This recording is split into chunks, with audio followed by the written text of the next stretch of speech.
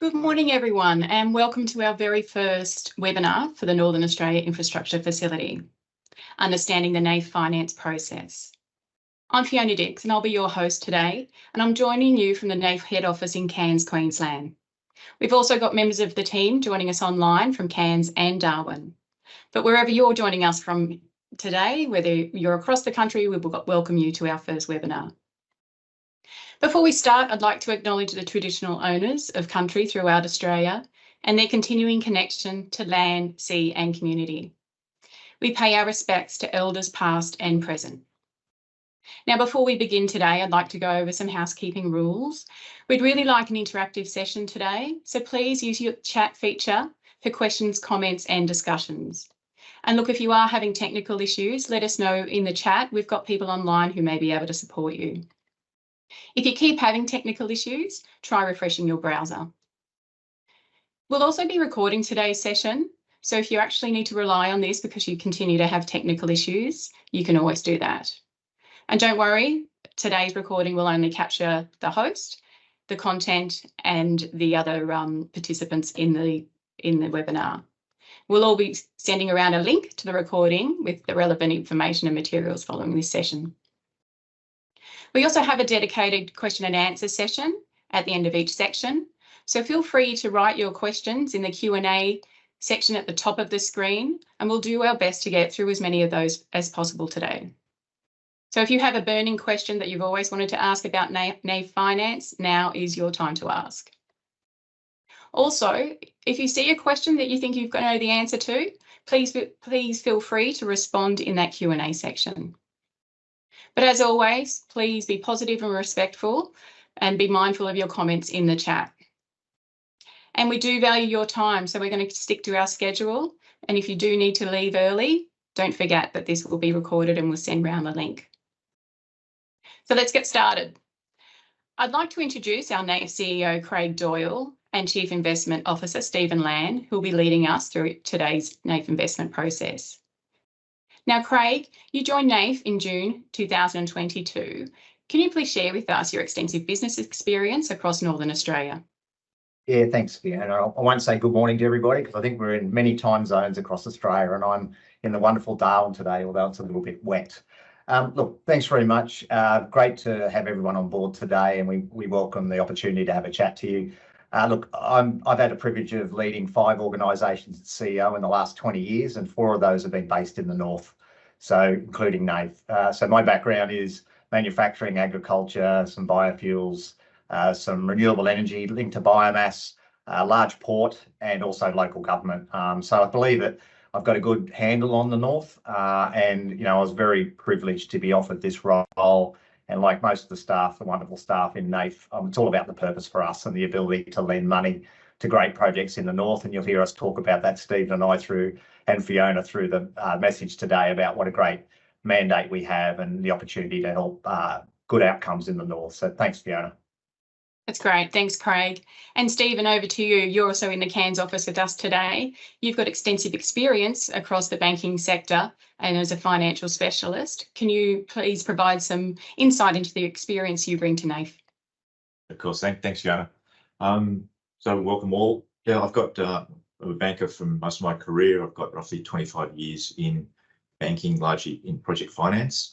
In that space, I've worked across both the advisory and also the lending sectors. I've worked in Australia and also internationally quite extensively across a very broad range of sectors. And really my role at NAIF is to bring together that experience along with that of my team to benefit the north. So very exciting place to be at this time. So much happening and so much opportunity. That's great. Thanks, Craig and Stephen. Now, before we get through the nitty-gritty of the investment process, it's probably actually a good idea to unpack what NAIF's about. Not everybody on the call probably knows the ins and outs of NAIF. So Craig, I'll hand over to you. Can you please provide an overview of the organisation and how the team at NAIF are here to support growth in Northern Australia? Yeah, thanks, Fiona. I know there'll be some people and while we're bringing up some slides, some people on the call who will know this, so apologise for those, but I'll assume that people don't know a little bit about what we do and where we play. So Northern Australia, wonderful place. We all think we're special up here. I think we are for the right reasons.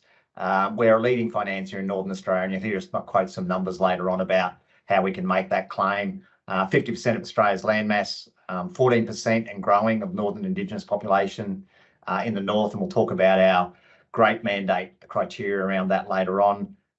Only a population of 1.3 million, or 5% for half the country, so it's very sparse, which creates some of the difficulties that we see with our proponents. Although small in population, great as a contributor to our nation's exports. And we'll talk about as we move through some of the amendments to our NAIF scope and investment mandate recently, which we're very excited about, and the opportunities that can create on top of what we've already done. That's great.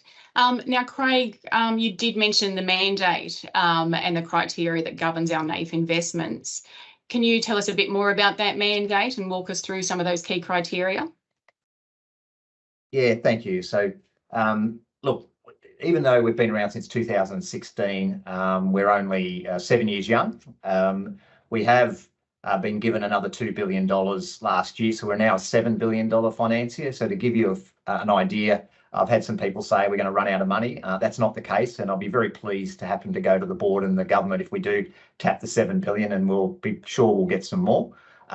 So we're $7 billion. We've got commitments of just over $4 billion and growing rapidly already across 30 odd projects, which is fantastic. And look, we're just a key part of the overall North. And I think the next slide then will show about our main criteria on the investment mandate as well, to cover your question, Fiona. So look, and Stephen can articulate this better than me when we go through the process. It's all about infrastructure for us. So we can't purchase land. We're not grants. We are debt and loans. We have a lot of people asking us for grants. That's not the case. We want to get repaid. We're all about enhancement of infrastructure is something we can look at, and we have looked at. Public benefit is the big one for us. And for us, it's not, we don't run on a commercial lending terms. We run on good outcomes in terms of jobs, community outcomes, Indigenous engagement outcomes, and being a sustainable, beneficial project for Northern Australia and the communities in which we operate. That's the key for us. Having significant benefit, that's just part of that public benefit. I think we're the only CIV that has a formal process in place around the public benefit calculation. I know it's something the board takes into significant account when we go through an investment decision, and Steve might talk about that later on. And having an Indigenous engagement strategy, which I think we'll talk about later on, I think is one of the best outcomes in NAIF, where we can play a catalytic role with our proponents and the traditional owners where the project might be situated to get great and sustainable outcomes for Indigenous people as well. Yeah, that's great.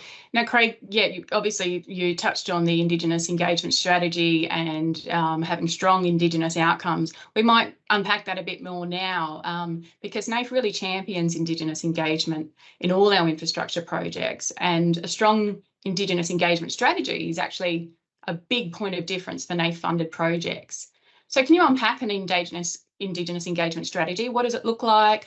What's expected of proponents? And, you know, what are they developing in what we could like to call an IES? Yeah, thanks, Fiona. And it's to say we've got a wonderful stakeholder engagement team. So I think we've got about 8 to 10% of our total workforce is in this space to help proponents work through. Look, I won't regurgitate everything on the screen, but basically it's the same when Stephen and I talk later on about our investment process. We're a solutions-based financier. We're all about the outcome. We're all about getting the project through to get those outcomes, and it's no different in the Indigenous space.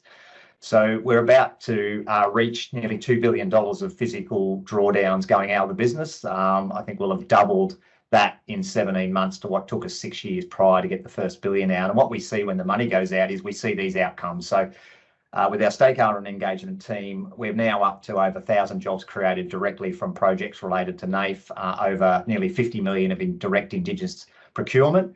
And that's been going up logarithmically, and it will continue to do so as we get more money out the door. We've got great momentum in this space. So like when Stephen explains our normal process, this is no different for our Indigenous engagement strategy. We need to get to talk to people early. We need to understand the sophistication and how to help. What we do find with our team is that, you know, they've done it before. We've done over 30 projects. So every project's different. The traditional owners in the areas are different. There might be multiple parties. The proponents, we've found that our proponents are very keen in this space, but sometimes they need a bit of help. They need a bit of help for us to work them through, come up with some ideas that they can then work with the proponent on. So look, it's a similar process to as we work through our normal investment with our IES. We won't take an investment decision through to the board until this is covered off and we've got good outcomes. And after if a project does get through investment decision and we're in the in the loan management, we expect the proponents to be able to meet those obligations, report back to us. If they have problems afterwards, we will work with them,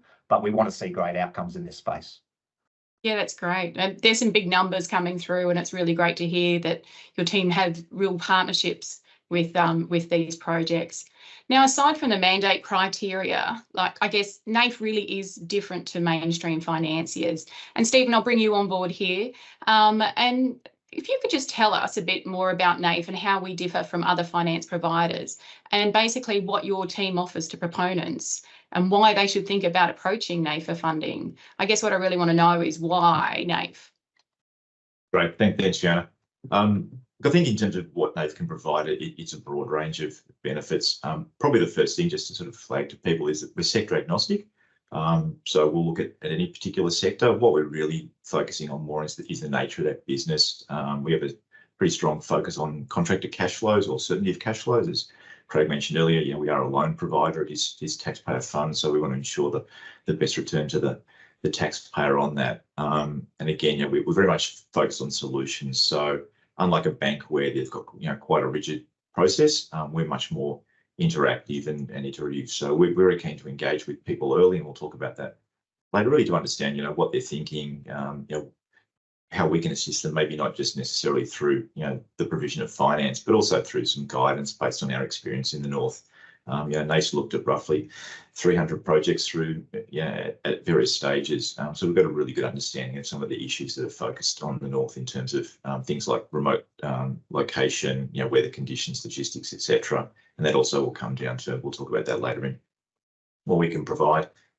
I think really to just reinforce, we're about supporting projects. So we are very much a case of we want to see those projects succeed because that's how we generate the jobs and the economic development in the north.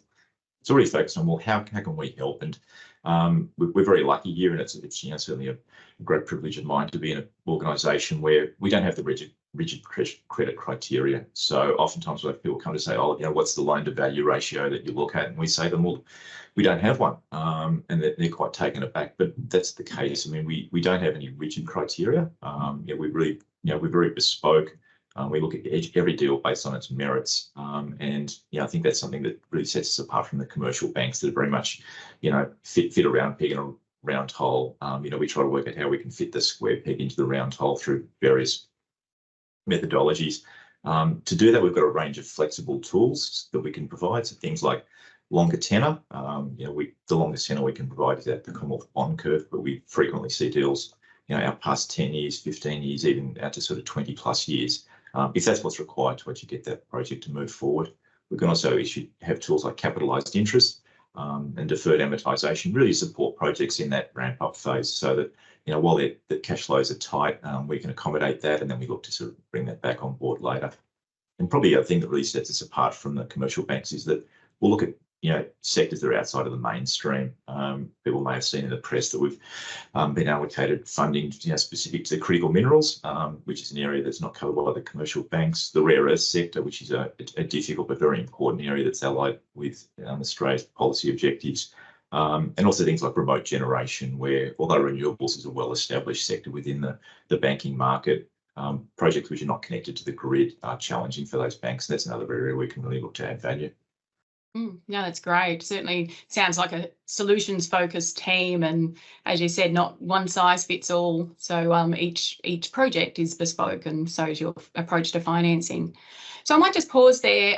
We have a colleague of mine, Kathy, online. I'll just check in with you, Kathy. Are there any questions for the team so far? Thanks, Fiona. Yes, we have a question where someone is keen to understand, I think this one's for Craig, the recent changes to the NAIF mandate and how these changes will impact proponents. Yeah, thank you, Kathy. Great question. So we went through a new investment mandate last year. It's been in place for a little while. Look, there's some changes in there, but nothing that we have any concerns about. In fact, we're being called out, as Stephen mentioned, to play a greater role in the critical mineral space. I can already say we're probably the largest financier in that space anyway, and stay tuned to some exciting announcements I think will come in the near future as well in that space from NAIF. Look, I think there's some call outs around social infrastructure like housing. Can we play a role in that? And Stephen's mentioned that we're agnostic. So there's basically nothing that I can think of from an infrastructure point of view that we can't look at as part of our mandate. So very broad. It calls out a couple of areas that won't be surprised to anyone around some areas around housing and so on that we can play it, and we're working through, and we're excited to have some projects in our pipeline right now in that space that we think we can work together on. There's some other reporting and so on that we need to do, which is probably good practice for us anyway. So I don't see anything in the mandate that any proponent should be worried about. It's not going to slow our processes down. If anything, we've got clearer direction. The fact that we got, as part of that process in the legislation last year, another $2 billion shows the support that we have from the government in terms of what we're doing. And I think the momentum that's now being built up and the amount of projects that we'll talk about later on reaching financial close and money out the door is extremely exciting for us. Thanks, Craig. I've just have one last one, just a quick one. Does NAIF facilitate discussions with or initiate discussions with proponents, or do we wait for them to come and knock on our door? I think that's answering the question that we've got in the chat. Sure. I'm happy to take this one, Craig.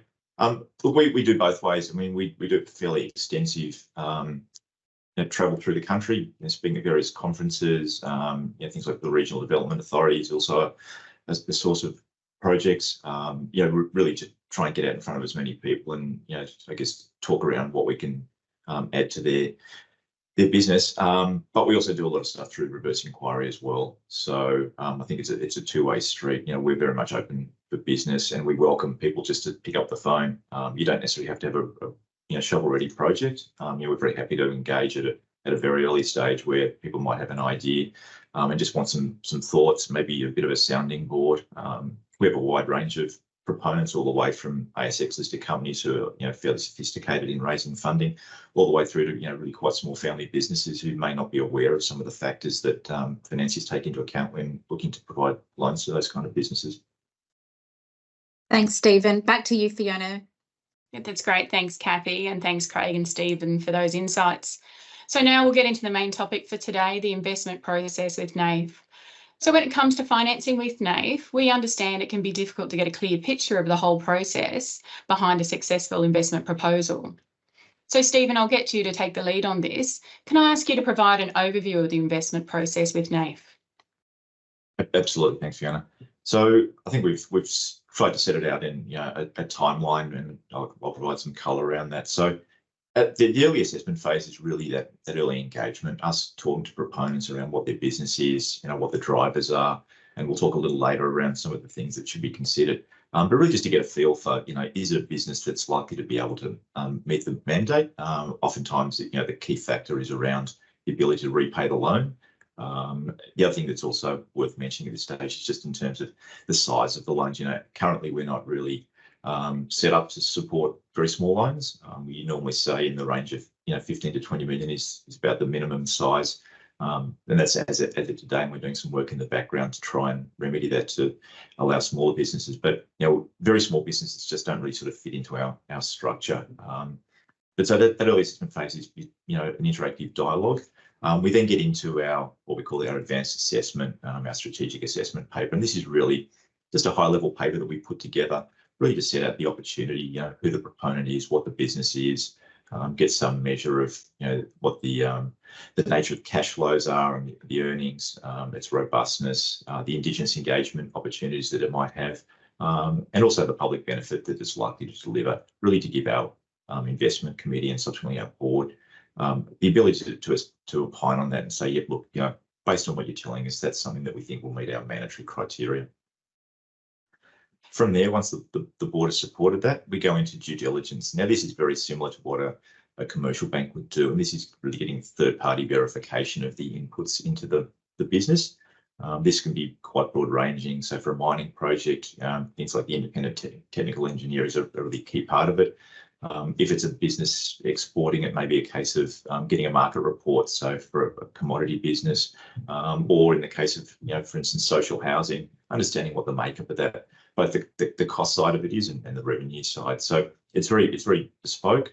It's something we can certainly provide guidance to proponents on, and what would likely be required. And probably worth just really mentioning too, at the end of the day, we're all about supporting a project, and that's both ensuring that NAIF is suitably protected, but also the proponent. The last thing we want to see is that people go off and put their hard-earned money to work on a project that just doesn't have the underlying fundamentals. So, clearly, we're not an advisor, but we can certainly provide guidance around some of the issues that should be considered around that, because we want ultimately the business to be successful, and that's both NAIF and the proponent working together.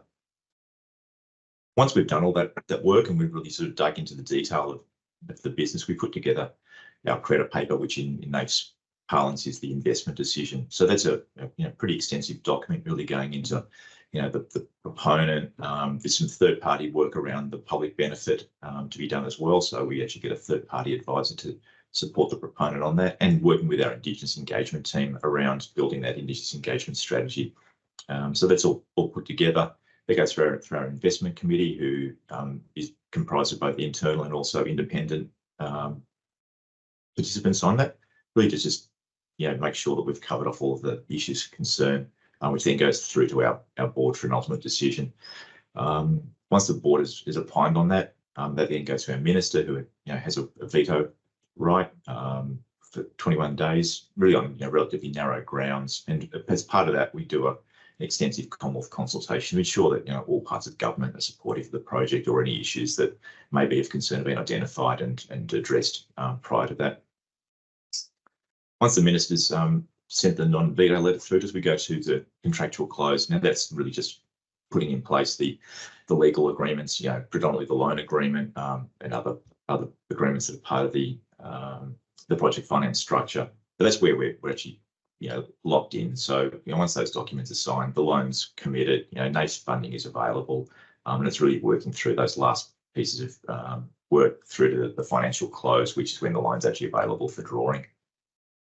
And Stephen, I guess it's great to hear that the team are there to support the proponents, really, especially in those early stages. And there seems to be quite a bit of work that goes on, but not just with the proponent, but with your team as well. How long is usually that process? I guess, as we said, every project's different, but just, I guess if you had to give a roundabout number. Yes, sure.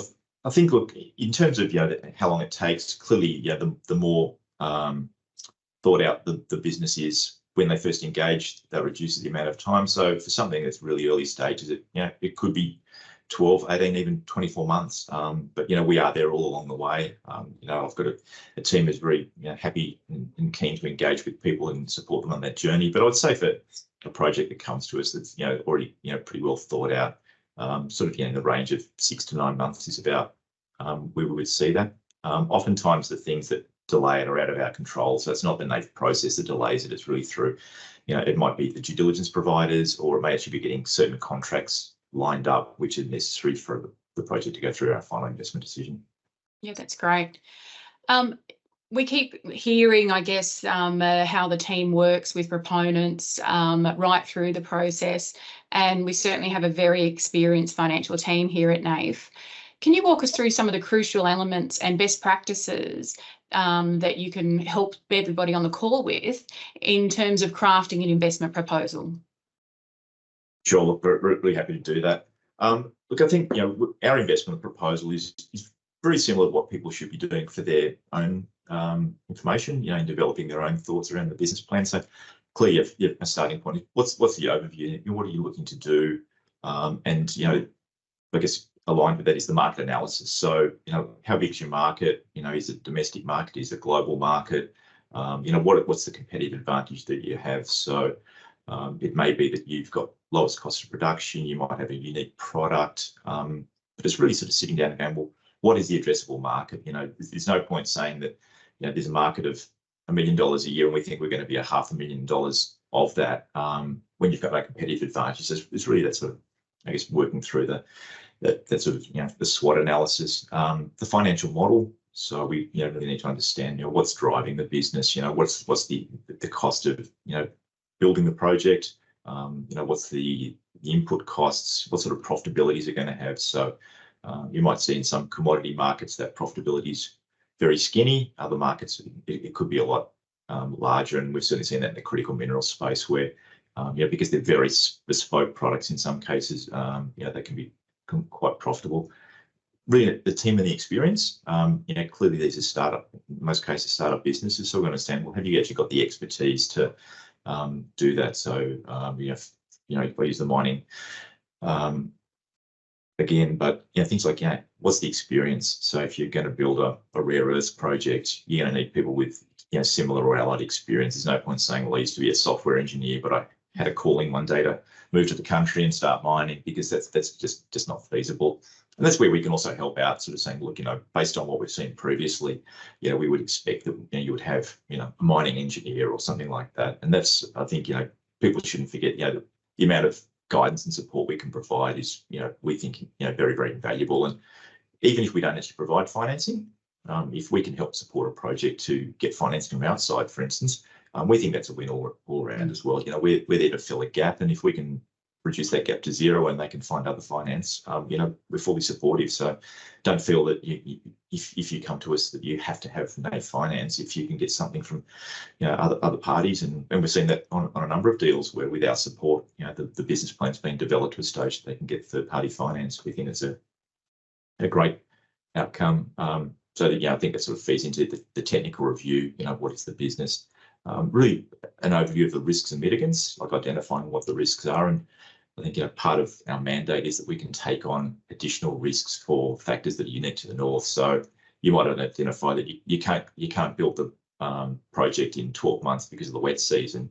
So therefore, you're going to have to put aside money to support the financing through that. So they're the kind of issues where we can say, well, that's the north. So we'll capitalise the interest during that period, etc.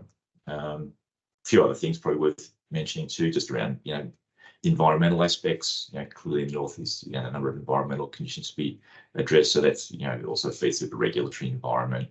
Getting things like Indigenous land use agreements, might be permitting, etc. Some of these can actually take quite a long period of time. So people need to be aware of that you don't show up and get an agreement in a month. It might take 12 months, might take longer than that. So that all needs to be built into the timeline.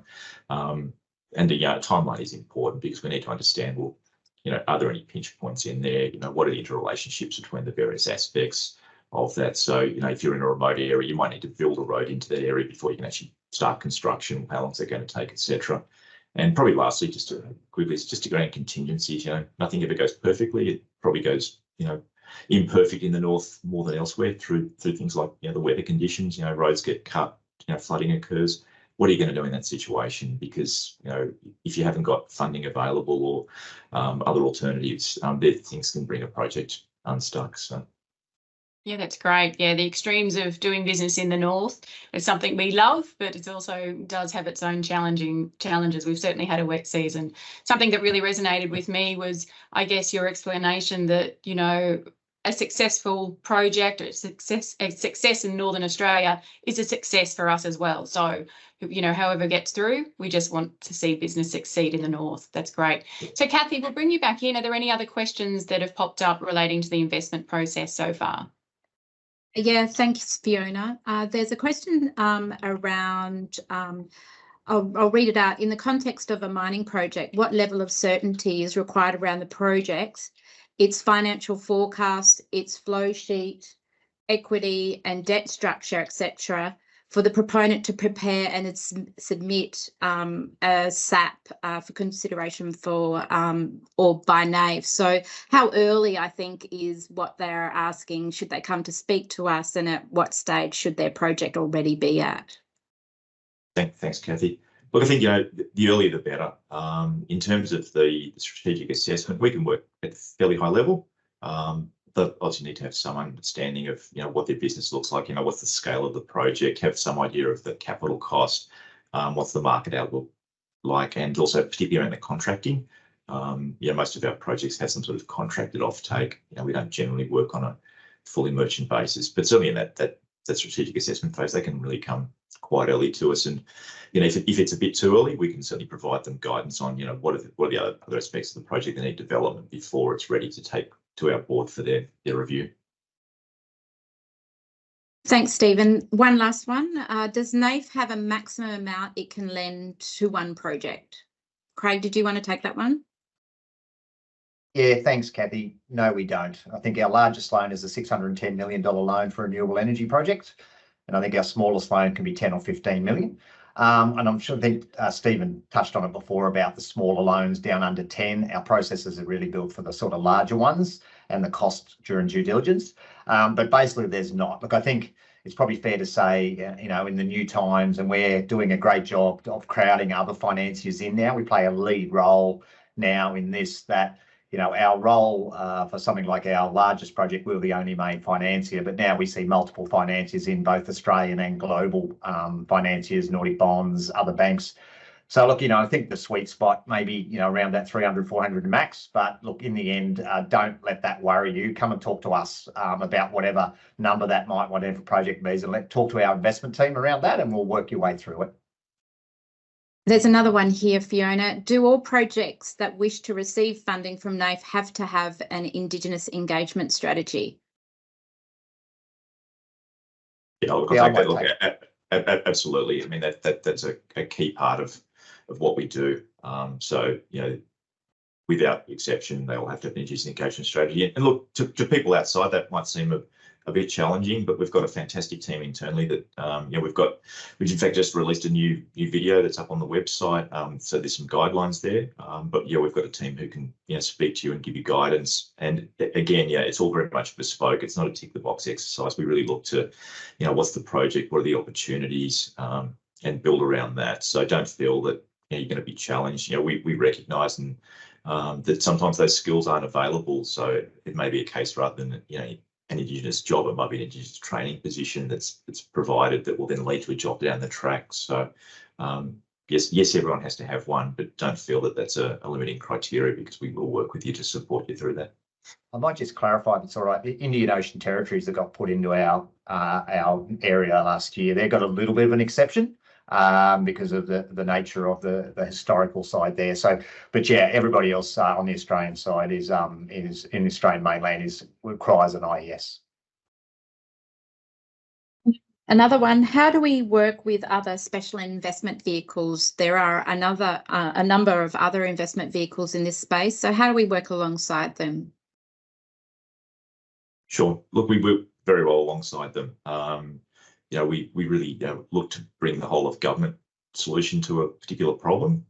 So, for instance, we work with Export Finance Australia quite closely on some of these critical minerals projects. You know, we could potentially work with CEFC, Clean Energy Finance Corporation, on a renewables project. So we're not exclusive. I think we look to complement each other. We have different skill sets. Through our mandate, we can take higher risk on factors unique to the North, and that's something that can certainly help out on the financing of projects where we might work with another government entity who's got a lower risk appetite. But between the two of us, we can actually provide a solution. And we work very closely with other financiers. You know, we work with the commercial banks, private credit. Craig mentioned earlier the Nordic bond market. So you don't feel that you know, by using a government grant or another financier that limits you in any way. Back to you, Fiona. Yeah, that's great. Thank you, Craig and Stephen, for that. Yeah, the Indigenous engagement and toolkit on our website is a really great resource. So if anybody is needing a little bit of insight and guidance, that's a great resource on our website. It really is a step-by-step.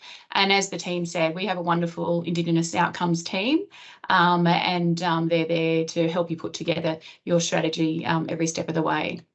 Now, once we get to an investment decision and reach financial close, it's not the end of the process or where we sort of draw the line and our assistants here at NAIF. We've got a dedicated team who really continue to support projects post-funding. Now, Craig, I'll bring you back in here. You've been a bit quiet, which is unusual. Can you provide some insight into the management of projects and which we've funded? Do you have any examples of how our partnership with projects and proponents has led to the success of that particular project? Yeah, thanks, Fiona. It took you 35 minutes to talk about me being quiet, so I appreciate that. Look, yeah, I think Stephen touched on it before. Look, our average loan, we've got no set term or tenor for each loan. It's all done on its own individual case, but our average loan can be 15 or 16 years. So we are definitely an organisation that's solutions-based. We don't do the investment decision, then walk away. Our loan management is done in-house. and even our loan management, portfolio management team are involved. The investment team looks after it up to financial close, but the portfolio team has a clear line of sight of projects as they come through. So it's a natural transition of responsibility in NAIF across to that team. Look, we've done 25 projects have reached financial close in NAIF worth nearly $2.5 billion. I expect that to be $3.5 billion in the not too distant future. We've learned a lot in that time, and every project's different. So we've got 14 of those projects are now fully complete. And even when they're complete, I think Stephen touched before, nothing's easy in life. So even if they're complete, they're starting to repay. We've got 5 loans that are starting to repay principal already, and many paying interest. So things change through the cycle in the north, so assumptions change. So our loan management team does a great job of looking and working very closely with the proponent, particularly during construction, then commissioning. We're finding a lot of our projects are high technical risk. So we've brought on our own technical capability with a person who can help us in that area to make sure work with the proponent, so there's a clear line of sight. We're able to then, within reason, restructure things based on what's happening. So we see it as a complete partnership all the way through. Probably the takeoff for me, for everybody, is that we want the project to be successful. We don't want to just be in there, get the money and run. We're not making any money out of it. We're all about jobs, community outcomes, Indigenous engagement outcomes, and community outcomes. So we want the project to be successful, and we'll be there holding the hand all the way through from the first call all the way through to even, I'd like to think, even after our loans repaid, that we've still got a great relationship with those projects going forward.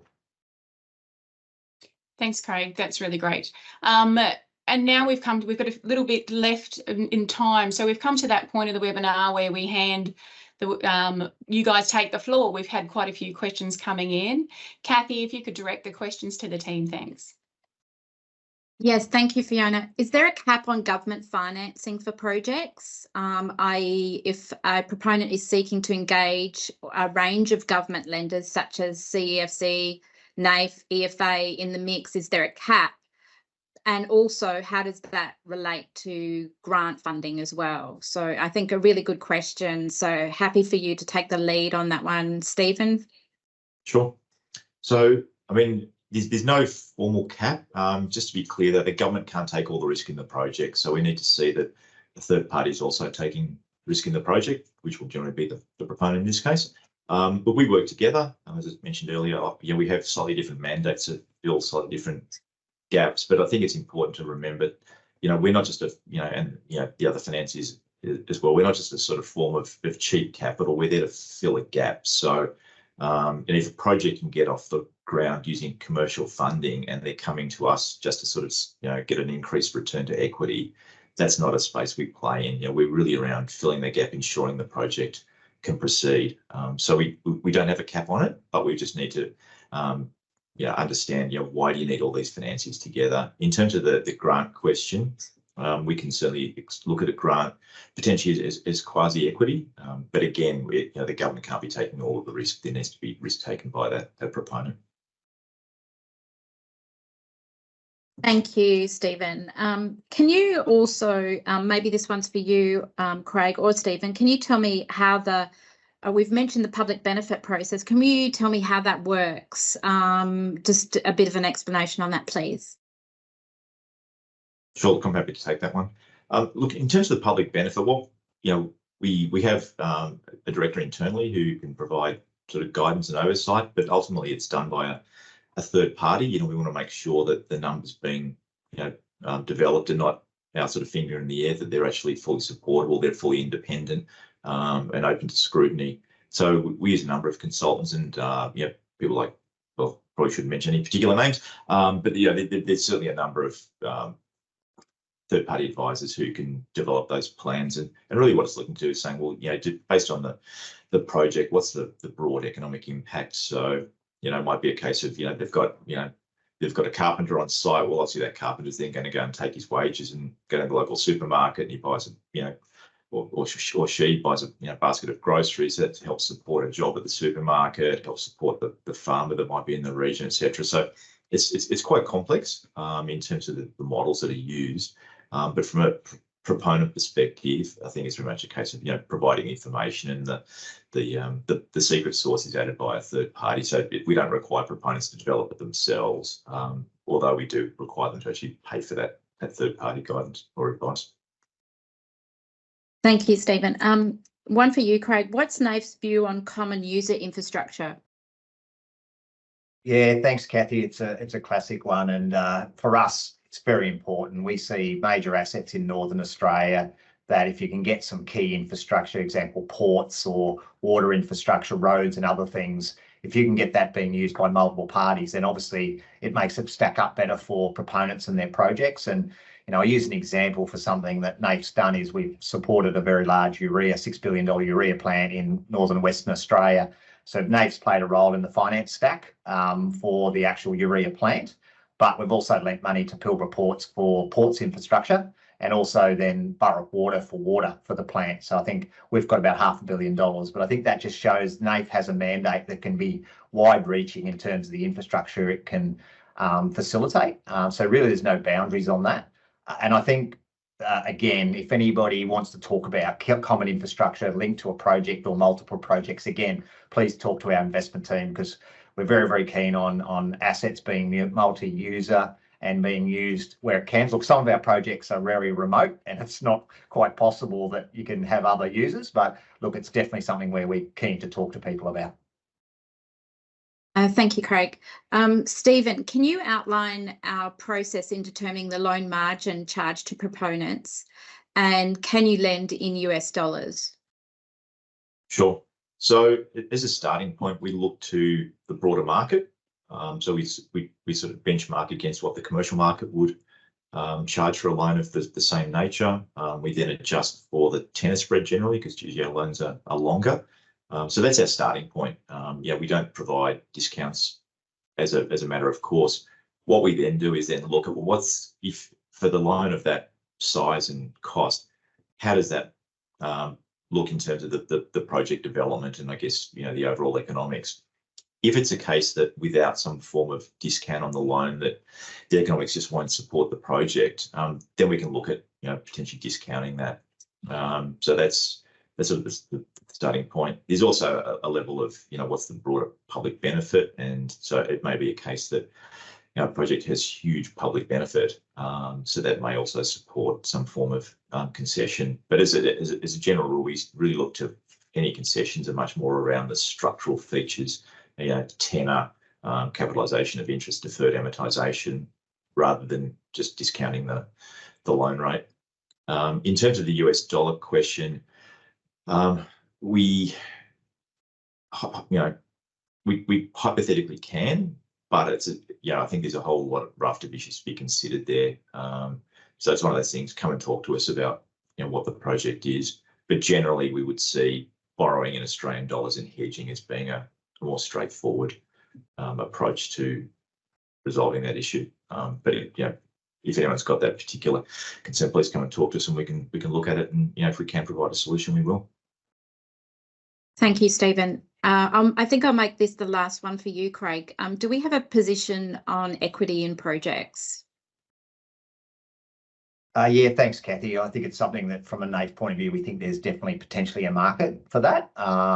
We have right now, it's something it's difficult for us to offer for a number of reasons. But I think Stephen touched on it before. We know there's some other special investment vehicles and other avenues that potentially equity could come into a project like that. We're looking at different products and that as well as we move forward. But right now, we're mainly on the debt side, as Stephen's mentioned. But look, I think it's something, again, if you're coming to NAIF just for equity, it's probably going to be a bit difficult for us. But if you're coming as part of a project development to develop a finance stack and where we might be able to play and then maybe have some advice or where else you might be able to get other support, then again, as Stephen says, come and talk to our team. It doesn't cost you anything to talk to NAIF. So come and talk to us and then let us have a chat to you about how we can get the project up. From my point of view, we obviously have a great mandate and we want to play in this space, but we'll be just as happy if a project gets up in the north and we help some other way other than money, because ultimately our mandate's pretty simple: benefit the north. So if somebody else is funding a project and we've played a small role in that, we're very happy about that as well. And just one, I will make this the last one. In relation to sectors, I've had some questions here in relation to renewables, energy-related projects, biofuels. Are they all projects that we would be looking at Stephen, do you want to answer that Sure. in relation to our sectors? Sure. The short answer is absolutely. We will absolutely look at all of those. I think in terms of those emerging things like biofuels, that's probably where there's more chance for us to play, because I think the market is fairly undeveloped from the commercial bank perspective.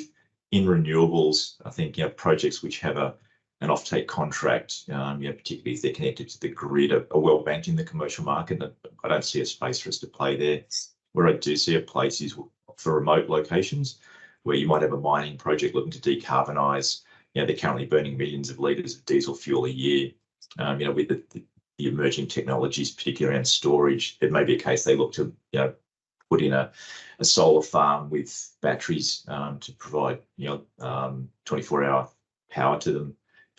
But they're not linked to the grid, so you're ultimately taking risk on that particular mining project. Well, that's an area where the banks just aren't really interested or comfortable at this stage.